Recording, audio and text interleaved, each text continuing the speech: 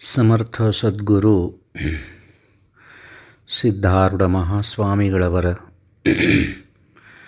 ದಿವ್ಯಚರಣಾರವಿಂದಗಳನ್ನು ಬೃನ್ಮಂದಿರದಲ್ಲಿ ಸ್ಮರಿಸಿಕೊಂಡು,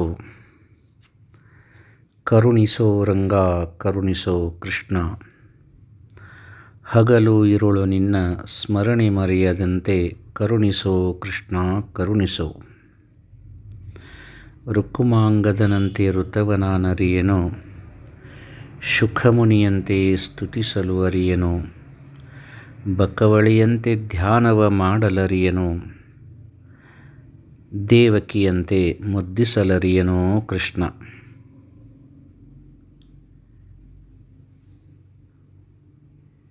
ಬಲಿಯಂತೆ ದಾನವ ಕೊಡಲು ಅರಿಯನು,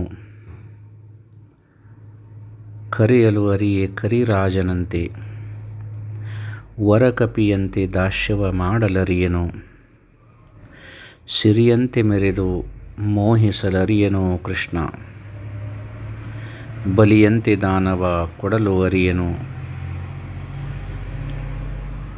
ಭಕ್ತಿ ಛಲವನು ಅರಿಯೇ ಪ್ರಹ್ಲಾದನಂತೆ, ವರಿಸಲು ಅರಿಯೇ ಅರ್ಜುನನಂತೆ ಸಖನಾಗಿ, ಸಲಹೋ ದೇವರ ದೇವ ಪುರಂದರ ವಿಠಲ ಶ್ರೀ ಪುರಂದರ ವಿಠಲ ಅಂಥೇಳಿ ಬಹಳ ವಿಶೇಷವಾಗಿ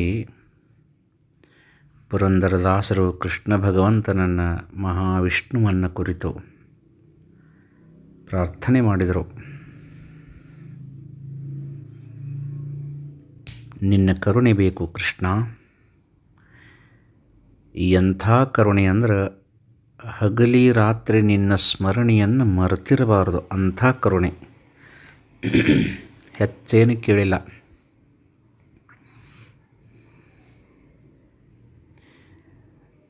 ಬಲಿ ಯಾವ ರೀತಿ ದಾನವನ್ನು ಕೊಟ್ಟ ಹಂಗೆ ನನಗೆ ಕೊಡಲಿಕ್ಕಾಗೋದಿಲ್ಲ. ಪ್ರಹ್ಲಾದ ಯಾವ ರೀತಿ ಭಕ್ತಿಯನ್ನು ಮಾಡಿದ ಅಂತಹ ಭಕ್ತಿ ನನ್ನಲ್ಲಿಲ್ಲ. ಅರ್ಜುನ ಹೆಂಗೆ ನಿನ್ನ ಗೆಳೆಯನಾಗಿ ನಿಂತ ಆ ಸಾಮರ್ಥ್ಯ ನಮಗಿಲ್ಲ.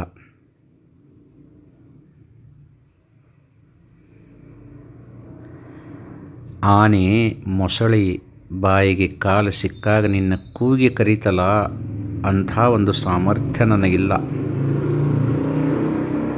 ಬಕವಳಿ ತನ್ನ ರೆಕ್ಕೆಯನ್ನು ಕತ್ತರಿಸ್ಕೊಂಡಿದ್ರೂ ಸಹಿತ ನಿನ್ನ ಸ್ಮರಣೆಯನ್ನ ಮಾಡ್ಕೋತ ಕುಂತಿತು. ಹಂಗೆ ನನ್ನಿಂದ ಸಾಧ್ಯವಿಲ್ಲ. ಕಪಿ ರೂಪದ ಮಾರುತಿ ನಿನ್ನ ದಾಸನಾಗಿ ಯಾವ ರೀತಿ ಸೇವೆ ಮಾಡಿದ ಆ ಸಾಮರ್ಥ್ಯ ನನ್ನಲ್ಲಿ ಇಲ್ಲ. ದೇವಕಿ ನಿನ್ನನ್ನು ಹೆಂಗೆ ಮುದ್ದಿಸಿದಳೋ ಆ ಶಕ್ತಿನೂ ನನ್ನಲ್ಲಿ ಇಲ್ಲ. ಮಹಾಲಕ್ಷ್ಮಿಯಾಗಿ ನಿನ್ನನ್ನು ವರಿಸುವ ಶಕ್ತಿನೂ ನನ್ನೊಳಗಿಲ್ಲ.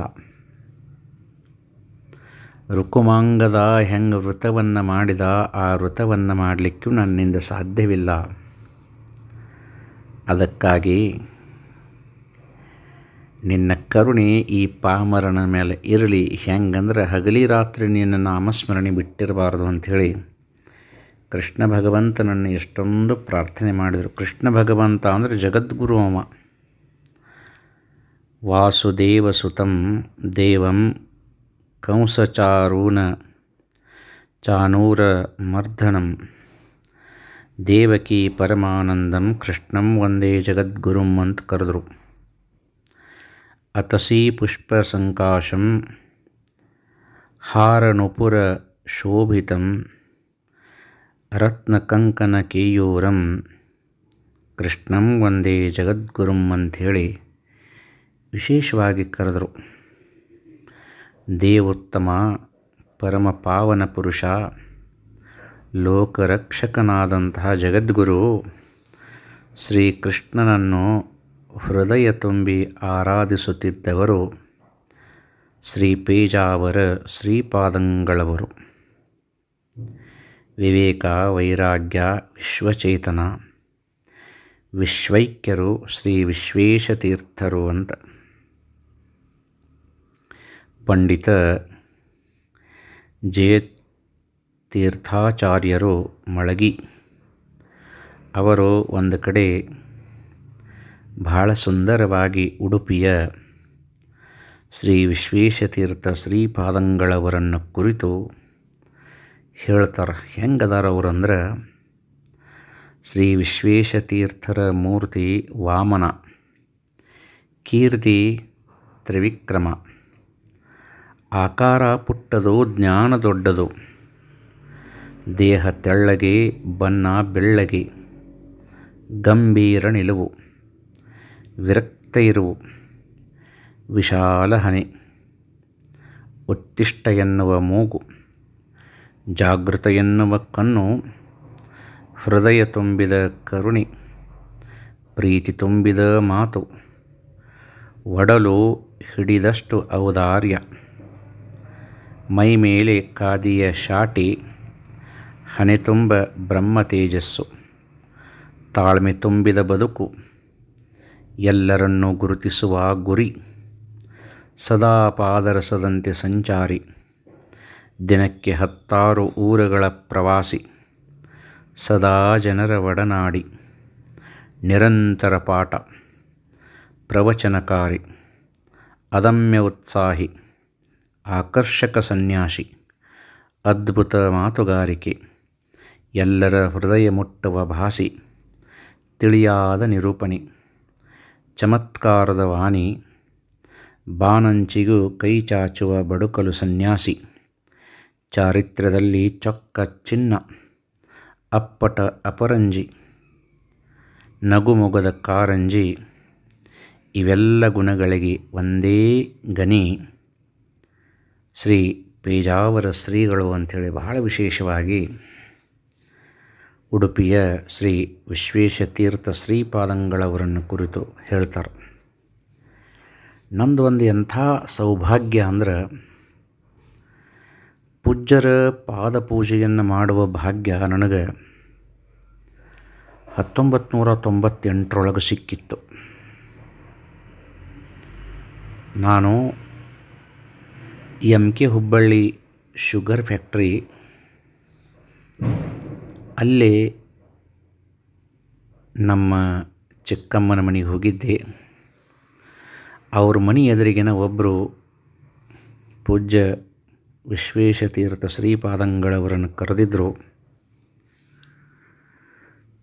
ನಾನು ಹೋದೆ ಅಲ್ಲಿ. ಆವಾಗ ಅವ್ರ ಪಾದಪೂಜೆ ಮಾಡತ್ತಿದ್ರು, ನಾನು ಸುಮ್ಮನೆ ದೂರ ಕುಂತಿದ್ದೆ. ಆದರೆ ಪೂಜ್ಯರು ನನ್ನನ್ನು ನೋಡಿ, ಬಾರಪ್ಪ ನೀನು ಬಾ ಅಂತ ಕರೆದು ತಮ್ಮ ಪಾದಪೂಜೆಯನ್ನು ನನ್ನ ಕೈಲಿಂದನೂ ಮಾಡಿಸ್ಕೊಂಡಿದ್ದರು. ನನ್ನ ಜೊತೆ ಎಷ್ಟು ಪ್ರೀತಿಯಿಂದ ಮಾತಾಡಿದರು. ನನಗನಿಸ್ತತಿ ನಾ ಪುಣ್ಯವಂತ ಅಂತ ಹೇಳಿಕರ. ಅಂತಹ ಪೂಜ್ಯ ಶ್ರೀಪಾದಂಗಳವರ ಶ್ರೀಪಾದಗಳನ್ನು ಪೂಜಿಸುವ ಭಾಗ್ಯ ನನಗೆ ಸಿಕ್ತಲ್ಲ ಅಂತ. ಇಂತಹ ಒಂದು ಅಪರೂಪ ವ್ಯಕ್ತಿತ್ವದ ಮಹಾತ್ಮರು ನಮ್ಮ ಭಾರತ ಕರ್ನಾಟಕಕ್ಕೆ ದೊರೆತಿದ್ದು ನಮ್ಮೆಲ್ಲರ ಭಾಗ್ಯ ಅಂತ ನನಗನ್ನಿಸ್ತೈತಿ. 9/12/1987 ಬೆಳಗಾವಿ ಜಿಲ್ಲಾ ಅಥಣಿ ಪಟ್ಟಣದ ಮುಖ್ಯ ರಸ್ತೆಯೊಳಗೆ ಒಂದು ಅಪರೂಪದ ಘಟನೆಯನ್ನು ಇಲ್ಲಿ ಲೇಖಕರು ಸ್ಮರಿಸ್ತಾರೆ. ಪರಮಪೂಜ್ಯ ಪ್ರಭು ಚನ್ನಬಸವ ಸ್ವಾಮೀಜಿಯವರು ಏನಂದರೆ,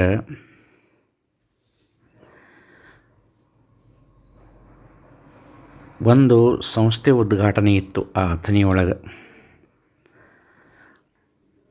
ಅಲ್ಲಿ ಈ ದೇಶದಲ್ಲಿ ದೇವರ ಹೆಸರಿನೊಳಗೆ ಮುತ್ತು ಕಟ್ಟುವ ಮಹಿಳೆಯರನ್ನು ದೇವದಾಸಿಯನ್ನಾಗಿ ಮಾಡುವ, ಅಜ್ಞಾನದ ಜನರಿಗೆ ಮಾರ್ಗದರ್ಶನ ನೀಡಿ ಮುನ್ನಡೆಸಬೇಕು ಅಂಥೇಳಿ ಆ ದೇವದಾಸಿ ಪುನರ್ವಸತಿ ಸಂಘ ಆ ಒಂದು ಅಥಣಿಯ ಖ್ಯಾತ ನ್ಯಾಯಾಧಿವಾದಿಗಳಾದಂಥ ಶ್ರೀ BL ಪಾಟೀಲರು ಅದನ್ನು ಸ್ಥಾಪನೆ ಮಾಡಿದರು.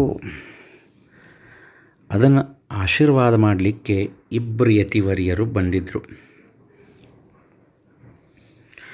ಒಬ್ಬರು ಉತ್ತರ ಕರ್ನಾಟಕದ ಬಸವತತ್ವ ಮಹಾಂತ ಜೋಳಿಗೆಯ ಶಿವಶಿಲ್ಪಿಗಳಾದಂಥ ಡಾಕ್ಟರ್ ಮಹಾಂತಪ್ಪಗಳು, ಮತ್ತೋರ್ವರು ಪಡುವಣ ತೀರದ ಮಧ್ವ ಪರಂಪರೆಯ ಉಡುಪಿಯ ಪೇಜಾವರ ಶ್ರೀಮಠದ ವಿಶ್ವೇಶತೀರ್ಥರು. ಇವರಿಬ್ಬರ ಸಂಗಮ ಸಮಾಜದಲ್ಲಿ ಸಮಾನತೆಯ ಸಮತ್ವ ನವ ಮನ್ವಂತರಕ್ಕೆ ಸಂದೇಶ ನೀಡಿತ್ತಂತ. ಆ ಸಂದರ್ಭದೊಳಗೆ ಉಡುಪಿಯ ಶ್ರೀ ಪೇಜಾವರ ವಿಶ್ವೇಶ ತೀರ್ಥ ಶ್ರೀಪಾದಂಗಳವರು ತಮ್ಮ ಒಂದು ಭಾಷಣದಲ್ಲಿ ಆಶೀರ್ವಚನದಲ್ಲಿ ಸುಂದರವಾದ ವಿಷಯವನ್ನು ಹೇಳ್ತಾರೆ. ಏನಂದರೆ, ಭಗವಾನ್ ಶ್ರೀಕೃಷ್ಣನು ಗೋವರ್ಧನಗಿರಿಯನ್ನು ಕೈಯಲ್ಲಿ ಎತ್ತಿದನು ಎಂದು ಶ್ರೀಕೃಷ್ಣನ ಪುರಾಣಗಳಲ್ಲಿ ಉಲ್ಲೇಖಿಸುತ್ತಾರೆ. ಆದರೆ ಅದರ ನಿಜಾರ್ಥ ಹೀಗಿದೆ: ಈ ದೇಶದಲ್ಲಿರುವ ದೀನರು, ದಲಿತರು, ಅಬಲರು, ವಿಮೋಚನೆಗೆ ಒಳಗಾದವರನ್ನು ಶ್ರೀಕೃಷ್ಣನು ಎತ್ತಿದನೇ ಹೊರತು ಕೇವಲ ಬೆಟ್ಟವನ್ನು ಮಾತ್ರ ಎತ್ತಲಿಲ್ಲ. ಅಂತಹ ಶ್ರೀಕೃಷ್ಣ ಮಾಡಿದ ಸಾಮಾಜಿಕ ಪ್ರಗತಿಯ ಸಮಾನತೆಯನ್ನು ಇಂದು ಅಥಣಿಯ ವಿಮೋಚನಾ ಸಂಸ್ಥೆಯು ಮಾಡುತ್ತಿದೆ. ಇದು ಕೃಷ್ಣನ ಕೆಲಸ. ಅಷ್ಟೇ ಅಲ್ಲ, ಶ್ರೀ ಗುರು ಬಸವಣ್ಣನವರ ಸಮಾಜ ನಿರ್ಮಾಣದ ಕಾಯಕ ಇದಾಗಿದೆ. ಇದಕ್ಕೆ ನಮ್ಮ ಸಂಪೂರ್ಣ ಆಶೀರ್ವಾದಪೂರ್ವಕ ಬೆಂಬಲವಿದೆ ಎಂದು ಹಾರೈಸಿದರು ಅಂತ ಹೇಳ್ತಾರೆ. ಆ ಒಂದು ಸಭೆಯ ಒಳಗೆ ತಮ್ಮ ಒಂದು ವಿಶೇಷವಾದಂಥ ಆಶೀರ್ವಚನವನ್ನು ಪೂಜ್ಯರು ನೀಡಿದರು ಮತ್ತು ಆ ಸಂಸ್ಥೆಗೆ ಭೇಟಿ ನೀಡಿದರು. ಮೇಲೆ ಭೇಟಿಯಾಗಿ ದೇವದಾಸಿಯರನ್ನು, ಅಲ್ಲಿ ಮಕ್ಕಳನ್ನು ಭೇಟಿಯಾಗಿ ತಮ್ಮ ಕೈಲಿ ಆದಷ್ಟು ಸಹಾಯವನ್ನು ಮಾಡಿ ಅವರಿಗೆ ತತ್ವಬೋಧೆಯನ್ನು ಮಾಡಿ ಅವರನ್ನು ಎತ್ತಿ ಹಿಡಿಲಿಕ್ಕೆ ಪ್ರಯತ್ನಪಟ್ಟಂಥ ಪುಣ್ಯಾತ್ಮರು. ಯಾವ ವರ್ಗದವರನ್ನು ಸಮಾಜ ತಿರಸ್ಕರಿಸಿತ್ತು ಅಂತಹ ವರ್ಗದ ಮನೆಯವಗಳಿಗೆ ಪಾದಯಾತ್ರೆಯನ್ನು ಮಾಡಿದರು. ಅವರ ಮನೆಯೊಳಗೆ ಹೋಗಿ ಪಾದ ಪೂಜೆಯನ್ನು ಮಾಡಿಸ್ಕೊಂಡು ಬಂದರು. ಮತ್ತು ವಿಶ್ವ ಬಂಧುತ್ವದ ಚಿಂತನೆಯನ್ನು ಮಾಡಿದರು. ಅದಕ್ಕಾಗಿ ಇವರನ್ನು ಶಕಪುರುಷರು, ಯುಗ ಪುರುಷರು ಅಂಥೇಳಿ ಕರೆದ್ರೆ, 21ನೇ ಶತಮಾನದ ಯುಗ ಪುರುಷರು ಅಂತ ಕರೆದ್ರೆ ತಪ್ಪಾಗಲಿಕ್ಕಿಲ್ಲ ಅಂಥೇಳಿ ವಿಶೇಷವಾಗಿ ಹೇಳ್ತಾರೆ. ರಾಮಕುಂಜ ಅನ್ನುವಂಥ ಒಂದು ಹಳ್ಳಿ, ಅಲ್ಲಿ ನಾರಾಯಣಾಚಾರ್ಯ ಮತ್ತು ಕಮಲಮ್ಮ ಅನ್ನುವಂಥ ಪುಣ್ಯ ದಂಪತಿಗಳ ಗರ್ಭದೊಳಗೆ 27 ಏಪ್ರಿಲ್ 1931 ಜನ್ಮವನ್ನು ತಾಳಿದರು. ಇವರಿಗೆ ಹುಟ್ಟಿದಾಗ ವೆಂಕಟರಮಣ ಅಂಥೇಳಿ ಹೆಸರಿಟ್ಟಿದ್ದರು. ಸನ್ಯಾಸಿಯ ಸಕಲ ಗುಣಗಳು ಇವರಲ್ಲಿ ಕಂಡವು. ಅದನ್ನು ಗುರುತಿಸಿದಂತಹ ಪೇಜಾವರ ಮಠದ ಪೂಜ್ಯ ಶ್ರೀ ವಿಶ್ವಮಾನ್ಯ ತೀರ್ಥ ಮಹಾಸ್ವಾಮಿಗಳು ಹಂಪಿ ಚಕ್ರತೀರ್ಥದೊಳಗೆ ವೆಂಕಟರಮಣ ಅವರಿಗೆ ಯತಿ ದೀಕ್ಷೆಯನ್ನು ದಯಪಾಲಿಸ್ತಾರೆ. ಚಿಕ್ಕ ವಯಸ್ಸಿನೊಳಗನ ಆಧ್ಯಾತ್ಮಿಕ ಒಂದು ರಂಗಕ್ಕೆ ಕಾಲಿಟ್ಟಂಥ ಇವರಿಗೆ ಭಂಡಾರಕೇರಿ ಮಠದ ಶ್ರೀಗಳು ಪ್ರಾಚೀನ ಗ್ರಂಥಗಳನ್ನು ಅಧ್ಯಯನ ಮಾಡಿಸ್ತಾರೆ. ವಯಸ್ಸಿಗೂ ಮೀರಿದಂಥ ಬುದ್ಧಿ, ಅದಕ್ಕೂ ಮೀರಿದಂಥ ಶ್ರದ್ಧೆ ಪರಿಣಾಮವಾಗಿ ನ್ಯಾಯ, ವೇದಾಂತ ಮುಂತಾದ ಭಾರತೀಯ ಮೂಲ ವಿದ್ಯೆಗಳಲ್ಲಿ ಅಪಾರ ಅಪ್ರತಿಮ ಪ್ರಭುತ್ವವನ್ನು ಇವರು ಪಡಿತಾರೆ. ಬಾಲ ಸನ್ಯಾಸಿಯ ಈ ಅಸಾಧಾರಣವಾದಂಥ ಬುದ್ಧಿಮತ್ತೆಯನ್ನು ಕಂಡಂಥ ಕೊಚ್ಚಿ ಮಹಾರಾಜರು ದತ್ತೋವಾಮನ ಪೋದ್ಧಾರ, ಕಾಶಿಯ ಘನವಿದ್ವಾಂಸ ರಾಜೇಶ್ವರ ಶಾಸ್ತ್ರಿ, ಶೃಂಗೇರಿ ಜಗದ್ಗುರುಗಳು ಸಂತೋಷಪಟ್ಟು ಇವರ ಬೆನ್ನು ತಟ್ಟಿ ಇವರಿಗೆ ಮನ್ನಣೆಯನ್ನು ಕೊಡ್ತಾರೆ ನೋಡ್ರಿ. ಒಂದು ಸಾರಿ ಏನಾಗಿರ್ತೈತಿ, ಮೈಸೂರು ರಾಜರು ಒಂದು ಸಮ್ಮೇಳನವನ್ನು ಏರ್ಪಾಡು ಮಾಡಿರ್ತಾರೆ. 25 ವರ್ಷದ ಪೂಜ್ಯ ಶ್ರೀಪಾದಂಗಳವರು ಅಧ್ಯಕ್ಷ ಸ್ಥಾನವನ್ನು ವಹಿಸಿರ್ತಾರೆ. ಆವಾಗ ಆ ಅಧ್ಯಕ್ಷೀಯ ಭಾಷಣದೊಳಗೆ ಆಶೀರ್ವಚನದೊಳಗೆ ಏನಂತಾರಂದ್ರೆ, ನಿಮ್ಮ ಹೃದಯದಲ್ಲಿ ದೇವರಿಲ್ಲದಿದ್ದರೆ ಅದು ಹಂಪಿಯ ಹಾಳು ದೇವಸ್ಥಾನದಂತಾಕ್ಕೈತಿ ಅಂತ ಒಂದ ಮಾತಂದ್ರಂತ. ನೀವು ಸಮೃದ್ಧರಾಗಿದ್ದೀರಿ, ನೀವು ಸಂತೋಷವಾಗಿದ್ದೀರಿ, ನೀವು ಧರ್ಮದಿಂದ ನಡೆಯಕತ್ತೀರಂದ್ರೆ ನಿಮ್ಮೊಳಗೆ ದೇವರದಾನಂತ ತಿಳ್ಕೋಬೇಕು. ನೀವು ಮೂಢನಂಬಿಕೆಗಳನ್ನು ಇಟ್ಕೊಂಡು ಸಮಾಜಕ್ಕೆ ದ್ರೋಹ ಮಾಡ್ಕೋತ ಇದ್ರಿಪ್ಪ ಅಂದ್ರೆ ನಿಮ್ಮೊಳಗೆ ದೇವರಿಲ್ಲ ಅಂತ ಹೇಳಿಕಾರ ತಿಳ್ಕೋಬೇಕಂಥೇಳಿ ಭಾಷಣವನ್ನು ಮಾಡಿದ್ರಂತ. ಉಡುಪಿಯ ಮಠದ ಒಂದು ಸಂಪ್ರದಾಯದ ಪ್ರಕಾರ ಪರ್ಯಾಯ ಅನ್ನೋದು ಬಹಳ ಮಹತ್ವದ್ದು.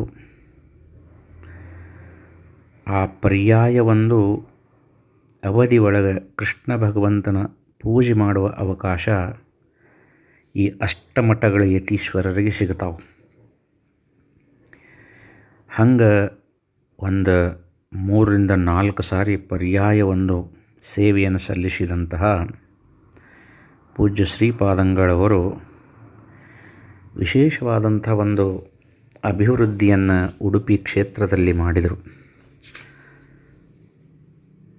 ಮತ್ತು ಇವರ ವಿಚಾರಗಳು ಬಹಳ ಸಮೃದ್ಧವಾಗಿದ್ದು, ವೈಚಾರಮಯವಾಗಿದ್ದು. ಹಿಂದೂ ಧರ್ಮದೊಳಗಿರುವಂಥ ಕೆಲವು ಅನಿಷ್ಟ ಆಚರಣೆಗಳನ್ನು ಅವರು ದೂರ ಮಾಡೋಕ್ಕೆ ಬಹಳ ಪ್ರಯತ್ನಪಟ್ಟರು. ಅಸ್ಪೃಶ್ಯತೆಯನ್ನು ಹೋಗಲಾಡಿಸ್ಲಿಕ್ಕೆ ಅವರು ತಮ್ಮದೇ ಆದಂಥ ರೀತಿಯೊಳಗೆ ವಿಶೇಷವಾಗಿ ಮುಂಚೂಣಿಯೊಳಗೆ ಬಂದರು. ಮತ್ತು ಯಾವ ಜನರನ್ನು ಸಮಾಜ ತಿರಸ್ಕಾರ ಮಾಡ್ತಿತ್ತು ಅಂಥವರ ಮನೆಗಳಿಗೆ ಹೋದರು. ಅವರನ್ನು ಕಾರುಣ್ಯ ಕಕ್ಕುಲಿತೆಯಿಂದ ಪ್ರೀತಿಯಿಂದ ಮೈದಡುವಿ ಮಾತನಾಡಿಸಿದರು. ಭಾರತ ಜಾತ್ಯತೀತ ದೇಶ, ಇಲ್ಲಿ ಸಮಸ್ತ ಜನರು ಸಮಾನರು. ನೀವು ಇಷ್ಟು ದಿನ ಅನುಭವಿಸಿದ ನರಕ ಸಾಕು, ನಾವು ನಿಮ್ಮೊಂದಿಗೆ ಇದ್ದೇವೆ ಅಂತ ಹೇಳಿಕಾರ ಅವರ ಮನೆಗೆ ಹೋಗಿ ಧೈರ್ಯವನ್ನು ತುಂಬಿ ಬಂದಂಥ ಪುಣ್ಯಾತ್ಮರು ಇವರು. ತಮಿಳುನಾಡಿನ ಮೀನಾಕ್ಷಿಪುರ ಕಡಲ ವರ್ಗದ ಜನರೆಲ್ಲ ಮತಾಂತರ ಆಗಿ ಹೋಗಕ್ಕೆ ಬಯಸಿದ್ರು. ಆ ಸಮಯದೊಳಗೆ ಅವರನ್ನು ತಡೆದು ಅವರಿಗೆ ಧೈರ್ಯವನ್ನು ತುಂಬಿ ತಮ್ಮ ಧರ್ಮದಿಂದ ಮತಾಂತರವಾಗದಂಗೆ ಕಾದಂಥ ಪುಣ್ಯಾತ್ಮರು ಪೂಜ್ಯ ಶ್ರೀಪಾದಂಗಳವರು. ಎಷ್ಟೋ ಸಾರಿ ಬರಗಾಲ ಬಿದ್ದಾಗ ತಮ್ಮ ಮಠದಿಂದ ಸಾಕಷ್ಟು ಅನ್ನದಾನವನ್ನು ಮಾಡಿಸಿದರು. ಆಂಧ್ರ ಪ್ರದೇಶ, ಮಹಾರಾಷ್ಟ್ರದೊಳಗೆ ಭೂಕಂಪ ಆದಾಗ ನೂರಾರು ಜನರಿಗೆ ಮನೆಗಳನ್ನು ಕಟ್ಟಿಸಿಕೊಟ್ರು. 2005 ಸುನಾಮಿ ಅಲೆ ಲಕ್ಷಾಂತರ ಜನರನ್ನು ಬಲಿ ಪಡ್ಕೊಂತು. ಅಂಥ ಸಮಯದೊಳಗೆ ನೊಂದವರಿಗೆ ತಮ್ಮ ಕೈಲಿ ಆದಷ್ಟು ಕೃಷ್ಣ ಭಗವಂತನ ಒಂದು ಅನುಗ್ರಹದಿಂದ ಸಹಾಯ ಮಾಡಿದರು. ಶ್ರೀಕೃಷ್ಣ ಚಿಕಿತ್ಸಾಲಯ ಅಂತೇಳಿಕಾರ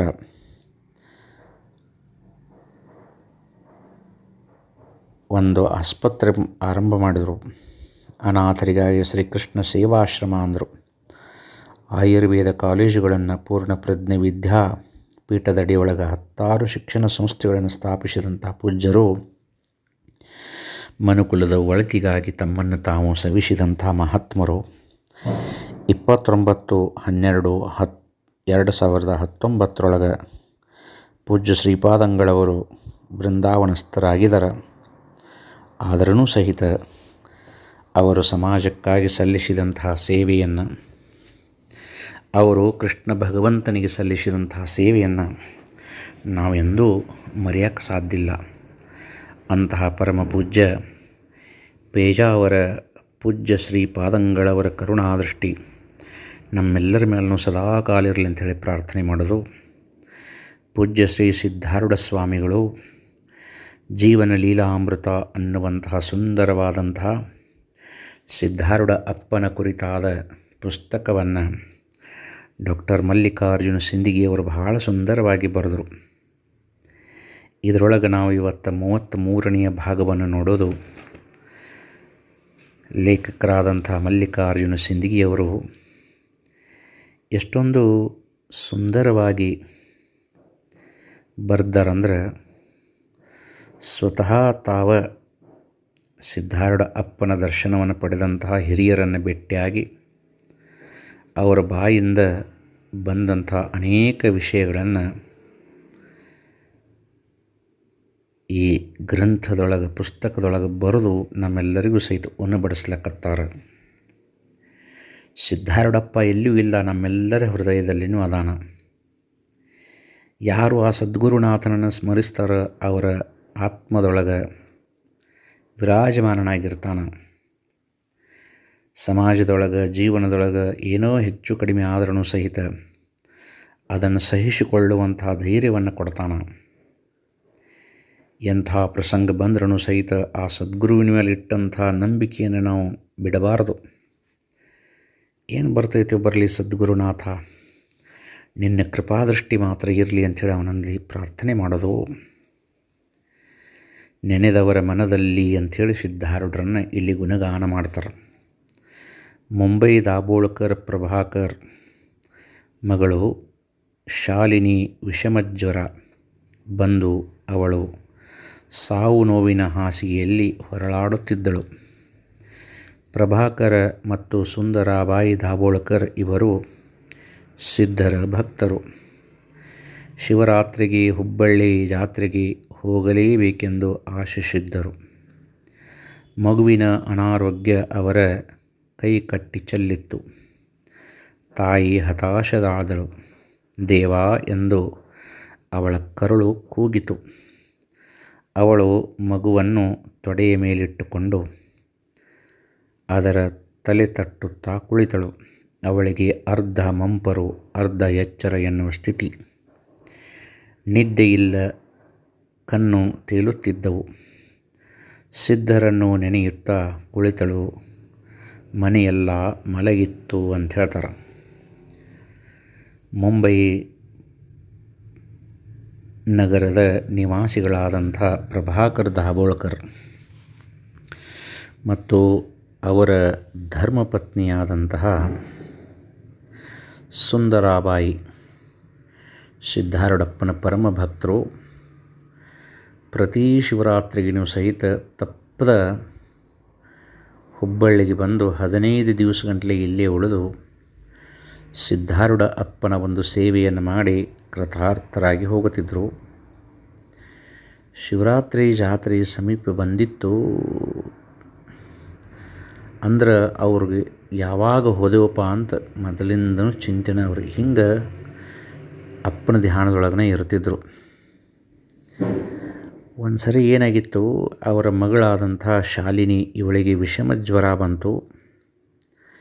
ಜ್ವರ ಬಂದ ಜನನ ಮರಣದ ಮಧ್ಯದೊಳಗೆ ಹೋರಾಡಕತ್ತ ಹುಡುಗಿ ಎಚ್ಚರ ತಪ್ಪಿ ಬೀಳ್ತಿತ್ತು. ತಾಯಿ ಸುಂದರಾಬಾಯಿಗೆ ಹೊಟ್ಟೆಯಾಗ ಸಂಕಟ. ರಾತ್ರಿ 12 ಗಂಟೆ ಆಗಿ ಹೋಗೈತಿ, ಮಧ್ಯರಾತ್ರಿ. ಆವಾಗ ತನ್ನ ಮಗಳ ತಲೆಯನ್ನು ತೊಡೆ ಮೇಲೆ ಇಟ್ಕೊಂಡು ತಲೆ ಕೈ ಆಡಿಸ್ಕೋತ ದುಃಖ ಪಟ್ಕೋತ ಗ್ವಾಡಿಗೆ ಆತಾಗಿ ಕುಂತಾಳ. ಅರ್ಧ ಮರ್ಧ ಜಂಪ್ ಹತ್ತಿದಂಗೆ ಆಗತ್ತೈತಿ. ಒಮ್ಗಿಲಿ ಯಾರೋ ಬಾಗಲ ಬಡ್ದಂಗಾತು.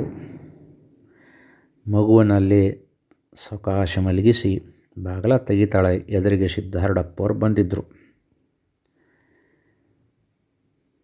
ಯಪ್ಪ, ನಿಮ್ಮನ್ನು ನೆನೆಸ್ಕೊಂತ ಮಲ್ಕೊಂಡಿದ್ನ್ರಿ ಅಂದ್ಲಕ್ಕಿ.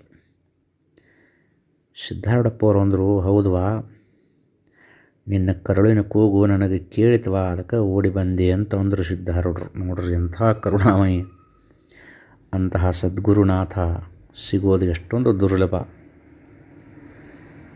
ತಾಯಿ ಕಣ್ಣೀರು ಸುರಿಸಾಕತ್ಲು. ಸಿದ್ಧಾರೂಢಪ್ಪವ್ರನ್ನ ಕರ್ಕೊಂಡು ಹೋದ್ಲು ಒಳಗೆ. ದೇವರ ಮನೆ ಒಳಗೆ ಕುಂಡ್ರಿಸಿ ಅವರ ಪಾದ ಪೂಜೆ ಮಾಡಿದ್ಲು. ಹೂಪತ್ರಿ ಇರಾಕಿಲ್ಲ. ಬೆಳಗ್ಗೆ ಹಾಕಬೇಕಂಥೇಳಿ ತುಳಸಿ ದಳ ತಂದು ಅದರಿಂದ ಒಂದು ಮಾಲೆ ಮಾಡಿಟ್ಟಿದ್ಲು. ಅದನ್ನು ಸಿದ್ಧಾರೂಢಪ್ಪಗೆ ಹಾಕಿಳು. ಮಗುವಿನ ಅದೇನು ಮಗಳಿತ್ತು ಶಾಲಿನಿ, ಆ ಕೂಸನ್ನು ತೊಗೊಂಡು ಬಂದು ಸಿದ್ಧಾರೂಢರ ಹಂತಕ್ಕೆ ಮಲಗಿಸಿ, ಯಪ್ಪ ನೋಡಿಲ್ಲಿ ನನ್ನ ಮಗಳು ಜನನ ಮರಣದ ಮಧ್ಯದೊಳಗೆ ಹೋರಾಡಕತ್ತಾಳ, ನಿನ್ನ ಕರುಣೆ ಆಗಬೇಕು ಅಂತ ಅಂದಳು. ಸಿದ್ಧಾರೂಢಪ್ಪನ ಕರುಣಾದೃಷ್ಟಿ ಆ ಕೂಸಿನ ಮೇಲೆ ಬಿತ್ತು. ತಾಯಿ ಚಿಂತೆ ಮಾಡಬೇಡ, ಎಲ್ಲ ಒಳ್ಳೆಯದಾಗ್ತೈತಿ, ನಂಬಿದಂಥ ಗುರು ನಿಮ್ಮನ್ನು ಕಾಯ್ತಾನ ಅಂದುಬಿಟ್ರೆ ನೋಡ್ರಿ ಸಿದ್ಧಾರೂಢರು. ಇಷ್ಟ ತಿಳ್ಕೊಳ್ಳೋದ್ರೆ ಜನ್ಮದೊಳಗೆ ನಾವು ಬೇಕಾದ ಬರಲಿಕ್ಕೆ ಕಷ್ಟ, ನಮ್ಮಪ್ಪ ನಮ್ಮನ್ನು ಕಾಯ್ತಾನೋ ಇಷ್ಟು ನಾವು ನಂಬಿ ಜೀವನ ಮಾಡೋಣ್ರಿ. ಮತ್ತು ಅಷ್ಟಂದವ್ರನ್ನ ಆ ಶಾಲಿನಿಗೆ ಆಶೀರ್ವದಿಸಿ ಸಿದ್ಧಾರೂಢಪ್ಪಗಳು ಹೋದರು. ಒಮ್ಗಿಲಿ ಎಚ್ಚರದಂಗಾತು. ಈಕಿಗೆ ಗೊತ್ತಾಗವಲ್ತು ಖರೇನ ಬಂದಿದ್ದರು ಏನಿದೆ ನನ್ನ ಭ್ರಮೇನು ಅಂಥೇಳಿ ಆಕೆಗೆ ತಿಳಿವಲ್ತು. ಆದ್ರೆ ಆಕೆ ಏನು ನಾಳೆ ಬೆಳಗ್ಗೆ ದೇವ್ರ ಪೂಜಾಕಂತೇಳಿ ತಯಾರು ಮಾಡಿ ಇಟ್ಟಂಥ ತುಳಸಿ ಮಾಲೆ ಮಾತ್ರ ಇರಾಕಿಲ್ಲ. ಆವಾಗ ಆಕೆಗೆ ಗೊತ್ತಾಯ್ತು ಸಿದ್ಧಾರೂಢಪ್ಪ ಖರೇನ ಇಲ್ಲಿ ಬಂದು ಹೋಗಿದ್ದಾನೆ ಅಂತ ಹೇಳ್ತಾರೆ. ಗಂಡನ ಎಬ್ಬಿಸಿದ್ಲು. ಮತ್ತು ನಡೆದಂಥ ಘಟನೆಯನ್ನೆಲ್ಲ ಹೇಳಿದ್ಲು. ಗಂಡ ಅಂದ, ಮುಂಬೈ ಎಲ್ಲೈತಿ, ಹುಬ್ಬಳ್ಳಿ ಎಲ್ಲೈತಿ, ಮಧ್ಯರಾತ್ರಿ 12 ಹೋಗೈತಿ, ನಿನಗೆ ಹುಚ್ಚು ಹಿಡ್ದೈತಿ, ಎಲ್ಲೋ ನಿನಗೆ ಕನಸು ಬಿದ್ದಿರಬೇಕು ಅಂತ ಅಂದ. ಲಘುವಾಗಿ ತಿಳ್ಕೊಂಡ. ಅಷ್ಟವಾದನ ಇದನ್ನು ಒಪ್ಪಲಿಲ್ಲ. ಆವಾಗ ಇಲ್ಲಿ ಬಂದಿದ್ದರು. ಅವ್ರು ಬಂದು ಕೂಡಲೇ ಅವ್ರ ಕೊಳ್ಳಾಗ ತುಳಸಿ ಮಾಲೆ ಹಾಕಿದೆ. ನೋಡ್ರಿ ಇಲ್ಲಿ ಕಾಣಿಸವಲ್ತು ಹೊಂದ್ಲಿಕ್ಕೆ. ಆವಾಗ ಆ ಪ್ರಭಾಕರ್ ದಾಬೋಳಕರ್ ಆಕೆ ಗಂಡ ಏನು ಹೇಳಿದ ಅಂದ್ರೆ, ಹಂಗಂದ್ರೆ ನಾಳಿನ ನಾವು ಹುಬ್ಬಳ್ಳಿಗೆ ಹೋಗೋಣ, ಅವ್ರ ದರ್ಶನ ನಮಗೆ ವಿಶೇಷವಾದ ಪೂಜೆ ನಡೆದಾಗ ನಾ ಆಗಬೇಕು ಅಂದ್ರೆ ನೀ ಹೇಳಿದ್ದು ಖರೆ ಅಂತ ತಿಳ್ಕೊತೀನಿ ಅಂದವ. ಅಷ್ಟೊತ್ತಿಗೆ ಆಗಲೇ ನಳಿನಿ ಆರಾಮಾಗಿಬಿಟ್ಟಿದ್ಲು. ಆವಾಗ ಸುಂದರಾಬಾಯಿಗೆ ಬಹಳ ಸಂತೋಷ ಆಯಿತು. ಆಯ್ತಂದ್ರೆ ಅವರು ನಮ್ಮಪ್ಪ ಬಂದು ಕಾದಿದ್ದನ ಖರೆ ಅಂಥೇಳಿ ಮರನೇ ದಿನ ನಮ್ಮ ಬಂದ ಬಿಟ್ರು ಮತ್ತು ಹುಬ್ಬಳ್ಳಿಗೆ ಅವರು. ಆವತ್ತು ದುರ್ಗಾಷ್ಟಮಿ ಇತ್ತು. ಬೆಳಗ್ಗೆ ಸಿದ್ಧಾರೂಢಪ್ಪಗಳನ್ನು ಚನ್ನಪೇಟೆ ಒಳಗಿರುವಂಥ ಸಪಾರಿ ತುಕ್ಕಪ್ಪನವರು ತಮ್ಮ ಮನೆಗೆ ಪೂಜಾಕಂತೇಳಿ ಕರ್ಕೊಂಡು ಹೋಗಿದ್ದರು. ಸಪಾರಿ ತುಕ್ಕಪ್ಪನವರು ಸಿದ್ಧಾರೂಢರ ಪರಮ ಭಕ್ತರು. ಅವರು ಯಾವಾಗಲೂ ಸಹಿತ ವೈರಾಗ್ಯ ಹುಟ್ಟಿ ಒಂದು ಲಂಗೋಟಿ ಮೇಲೆ ಅಡ್ಡಾಡ್ತಿದ್ರಂತ ನೋಡ್ರಿ ಅವರು ಸೇವಾ ಮಾಡೋಕ್ಕೆ. ಅವರ ಒಂದು ಸ್ಥಿತಿಯನ್ನು ನೋಡಿ ಸಿದ್ಧಾರೂಢಪ್ಪಗಳು, ಏ ಸಪಾರಿ ತುಕ್ಕಪ್ಪ, ನೀ ಅವಧೂತದಿಯೋ ಅವಧೂತದಿ ಅಂತಿದ್ರಂತ, ಅವಧೂತ ಅಂತ ಕರಿತಿದ್ರಂತವ್ರು. ಪ್ರತಿ ವರ್ಷವೂ ಸಹಿತ ಸಪಾರಿ ತುಕ್ಕಪ್ಪನವ್ರು ದುರ್ಗಾಷ್ಟಮಿಗೆ ಅವರನ್ನು ತಮ್ಮ ಮನೆಗೆ ಕರ್ಕೊಂಡು ಬಂದು ಮನೆಯೊಳಗನ ಸುಂದರವಾದಂಥ ಮಂಟಪವನ್ನು ಮಾಡಿ ಆ ಉಚ್ಛಾಸನದೊಳಗೆ ಕುಂಡ್ರಿಸಿ ಕೈಲಾಸ ಮಂಟಪದಾಗ ಪೂಜೆ ಮಾಡಿದಂಗೆ ಮಾಡ್ತಿದ್ರಂತ ನೋಡ್ರಿ. ಭಾಳ ವೈಭವದಿಂದ ಪೂಜೆ ಮಾಡ್ತಿದ್ರು. ದಾಬೋಳ್ಕರ್ ಅವರು ರೈಲ್ವೆ ಸ್ಟೇಷನ್ನಿಂದ ಟಾಂಗಾ ತೊಗೊಂಡು ಮಟ್ಟಕ್ಕೆ ಬಂದರು. ಅಷ್ಟೊತ್ತಿಗಾಗಲೇ ಸಿದ್ಧಾರೂಢಪ್ಪಗಳು ಸಪಾರಿ ತುಕ್ಕಪ್ಪನವ್ರ ಮನೆಗೆ ಹೋಗ್ಯಾರಂತ ಗೊತ್ತಾದ ಕೂಡಲೇ ಅಲ್ಲೇ ಹೋಗು ನಡಿ ಅಂಥೇಳಿ ಮತ್ತೆ ಟಾಂಗಾ ಅದನ್ನು ತೊಗೊಂಡು ಸಪಾರಿ ತುಕ್ಕಪ್ಪನ ಮನೆಗೆ ಬಂದರು. ಅವ್ರ ಮನೆಯೊಳಗೆ ಹೋಗೋದಕ್ಕೆ ಸಪಾರಿ ತುಕ್ಕಪ್ಪನವರು ಮನೆಯಾಗೂ ಪರದೆ ಹಾಕಿದರು. ಅವ್ರ ಪರದೆ ಸರಿಸೋದಕ್ಕೆ ಗುರುರಾಜ ಸಿದ್ಧಾರೂಢ ಸಮರ್ಥ ಬೆಳಗುವಿನ ಆರತಿ ಅಂಥೇಳಿ ಮಹಾಮಂಗಳಾರತಿ ನಡೆಯೋದಕ್ಕೆ ಎಲ್ಲ ಸಮ ಆಗಿಬಿಡ್ತು. ಸಿದ್ಧಾರೂಢಪ್ಪನ ವೈಭವದ ಪೂಜೆಯನ್ನು ನೋಡಿದಂಥ ಪ್ರಭಾಕರ್ ದಾಬೋಳ್ಕರ್ ಕಣ್ಣೊಳಗೆ ನೀರು ಸುರಿಯಾಕತ್ತು. ಆವಾಗ ಸಿದ್ಧಾರೂಢಪ್ಪಗಳ ಕೊಳ್ಳೊಳಗೆ ಒಂದು ತುಳಸಿ ಮಾಲೆ ಎದ್ದು ಕಾಣುತ್ತಿತ್ತು. ದಾಬೋಳ್ಕರಿಗೆ ಇನ್ನೂ ಆಶ್ಚರ್ಯ. ಸಿದ್ಧಾರೂಢಪ್ಪವರು ಮಂಗಳಾರತಿ ಮುಗಿಯೋದಷ್ಟು ತಡ ಪ್ರಭಾಕರ್ ದಾಬೋಳ್ಕರ್ ದಂಪತಿಗಳನ್ನು ಕರೆದು ತಮ್ಮ ಕೊರಳೊಳಗಿದ್ದಂಥ ತುಳಸಿ ಹಾರವನ್ನು ಅವರಿಬ್ಬರಿಗೆ ಹಾಕಿಬಿಡ್ತಾರೆ ನೋಡ್ರಿ. ಆವಾಗ ದಾಬೋಳಕರ್ ಅಂತಾರ, ದಂಪತಿಗಳು ತಾವು ಮೊನ್ನೆ ರಾತ್ರಿ ಮುಂಬೈಗೆ ಬಂದಿದ್ರಂತ ನನ್ನ ಧರ್ಮಪತ್ನಿ ಹೇಳಿದ್ಲು ಅಂತ ಅಂದ ಪ್ರಭಾಕರ್ ದಾಬೋಳಕರ್. ಆವಾಗ ಸಿದ್ಧಾರೂಢಪ್ಪಗಳಂದರು, ನಂಬಿದವರ ಅಂತಃಕರಣದೊಳಗೆ ಅವರ ಭಾವಕ್ಕೆ ತಕ್ಕಂಗೆ ಪ್ರಕಟವಾಗಿ ಗುರು ಅವರ ಇಷ್ಟಾರ್ಥಗಳನ್ನು ಈಡೇರಿಸ್ತಾನಪ್ಪ. ನಾ ಎಲ್ಲಿ ಬರಲಿ, ಹುಬ್ಬಳ್ಳಿಯಾಗ ಇದ್ನಿ ಅಂದ್ರೆ ನೋಡ್ರಿ. ತಮ್ಮನ್ನು ತಾವು ಎಂದೂ ದೊಡ್ಡವಂತ ಅನ್ಕೋಲಿಲ್ಲ ಸಿದ್ಧಾರೂಢಪ್ಪಗಳು. ನಿಮ್ಮ ಗುರು ಭಕ್ತಿನ ನಿಮ್ಮನ್ನು ಕಾಯ್ತೈತಿಪ್ಪ ಅಂದ್ರೆ ಹೊರತಾಗಿ ನಾ ನಿಮ್ಮನ್ನು ಕಾಯ್ತೇನಂತ ಒಂದು ದಿನಾನೂ ಅವರು ಹೇಳಲಿಲ್ಲ. ಇಂತಹ ಸಮರ್ಥ ಸದ್ಗುರುನಾಥನನ್ನು ಪಡೆದಂಥವರು ನಾವು ಪುಣ್ಯವಂತರು, ಭಾಗ್ಯವಂತರು. ಅಂತಹ ಸದ್ಗುರು ಸಿದ್ಧಾರೂಢಪ್ಪನ ಕೃಪಾದೃಷ್ಟಿ ನಮ್ಮ ಮೇಲೆ ಸದಾ ಕಾಲಿರಲಿ ಅಂತೇಳಿ ಬೇಡಿ ನನ್ನ ಮಾತಿಗೆ ವಿರಾಮ ಕೊಡ್ತೇನೆ.